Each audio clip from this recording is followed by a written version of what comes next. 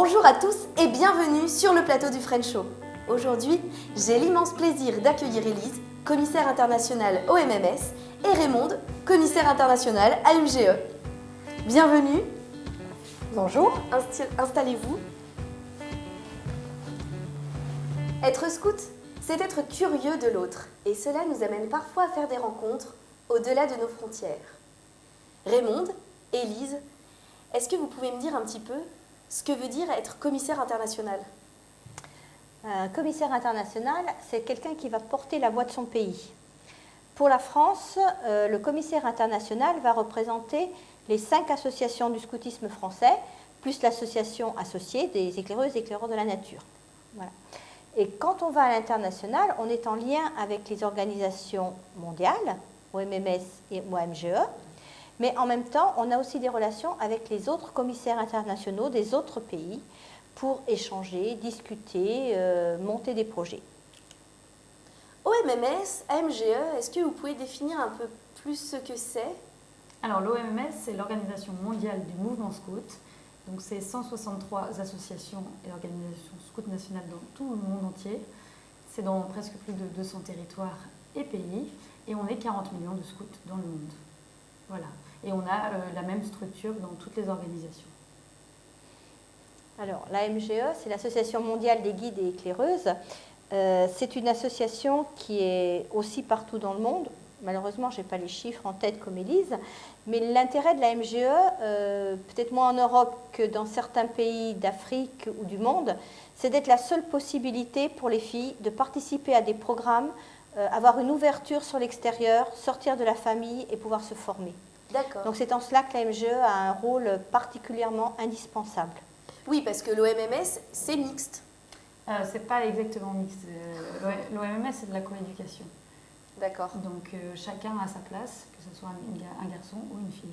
D'accord. Donc à la base, l'OMMS, c'était des garçons et ça a été ouvert en accord avec la société. Très bien.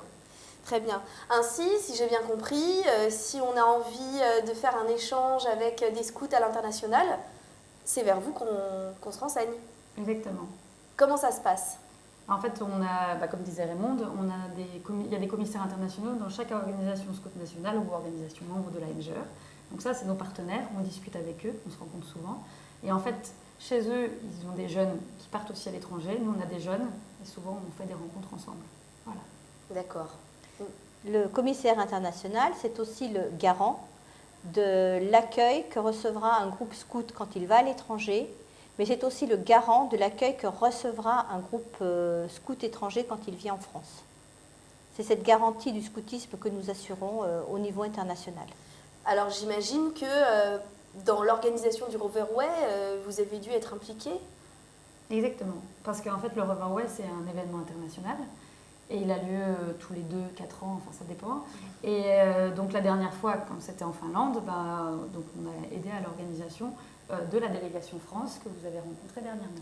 D'accord. Et là, alors sur le Roverway, concrètement, comment êtes-vous impliqué dans l'organisation du Roverway? Alors déjà, nous faisons partie du conseil d'administration du Roverway. À ce titre-là, nous sommes en lien avec tous les autres commissaires internationaux et nous avons apporté à l'organisation Roverway l'éclairage et la connaissance de ce qu'est un mouvement international.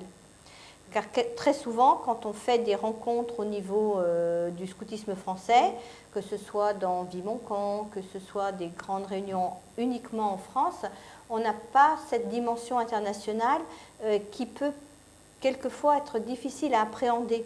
C'est-à-dire que les coutumes, les habitudes, la culture font que les relations peuvent être un peu compliquées quelquefois si on n'a pas l'idée de comment le scoutisme se vit dans un pays. Donc le commissaire international, il est là pour faire un petit peu, je dirais, une traduction, être une aide et une garantie. Mais alors, je me dis qu'on a un petit peu les mêmes problèmes des fois entre les 5 associations du scoutisme français. Est-ce que là aussi vous pouvez nous aider à mieux nous comprendre? Même problème. De compréhension. Entre nous? Mais oui. Ça dépend. Alors, moi, je dirais franchement que sur le scoutisme français, je suis très très fière du travail que nous avons mené, on peut le dire. C'est un travail de connaissance interassociation, déjà au niveau des cadres dirigeants, mais de plus en plus au niveau local. Et je dirais que le Reverway a été une magnifique occasion de faire coopérer les 5 associations sur tout le territoire français. Parce qu'on sait très bien qu'il y a une différence entre le niveau national et le niveau local. Et que quelquefois, c'est vrai qu'au niveau national, ça fait longtemps que les associations du SF travaillent ensemble, ont des projets ensemble, mais ça ne se traduit pas forcément au niveau local. Et le Reverway a été cette formidable occasion. Et ce qui est intéressant, c'est que c'est souvent au niveau international qu'on avance plus au niveau local, comme là en Suède où on avait créé ce foulard-là et que c'était pour le jamboree mondial. Et maintenant, avec le Reverway, on sait que localement, en fait, la plupart des gens, ils portent ce foulard-là, plus leur foulard local. Et ça, c'est une belle réussite. Ça veut dire aussi qu'il y a une vraie identité, une vraie parole et une vraie politique française qui est en train de s'édifier et de se porter à l'extérieur. Et j'en veux pour preuve notre dernière conférence européenne à Oslo, côté d'Oslo, à Mitsomvik, où vraiment la délégation française a fait corps. C'est-à-dire qu'on était scoutisme français et on avait presque oublié nos associations d'origine. Donc en fait, on peut dire que ce qui est bon pour le SF devient bon pour l'association qui fait partie du SF. Et comme on dit souvent avec Raymond, on gagnera le jour où on ne s'expliquera plus par nos différences, mais par ce qui nous rassemble, le scoutisme et le guidisme. Merci beaucoup. Cette émission se termine, mais je vous rassure, l'aventure ne fait que commencer. Nous avons hâte de vous rencontrer. À très vite!